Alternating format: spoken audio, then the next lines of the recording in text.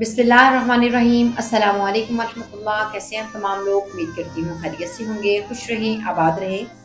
आज की इस वीडियो में हम बात करेंगे कि अज़वाजी रिश्ते में दूसरे तमाम रिश्तों की अहमियत क्या होनी चाहिए।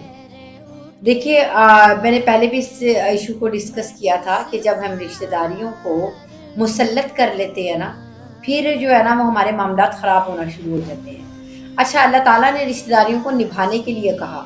अल्लाह ताला ने कहा कि अगर अ, मैं यानी कि अल्लाह ताला को वो बंदा पसंद नहीं है जो रिश्तेदारियों को तोड़ता है, खूनी रिश्तों को जो तोड़ता है। खूनी रिश्ते कौन से होते हैं? अम्मी की तरफ के होते हैं, खाला, मामू वगैरह, और ये या जो बाप की तरफ से होते हैं वो ज़्यादा करीबी होते हैं।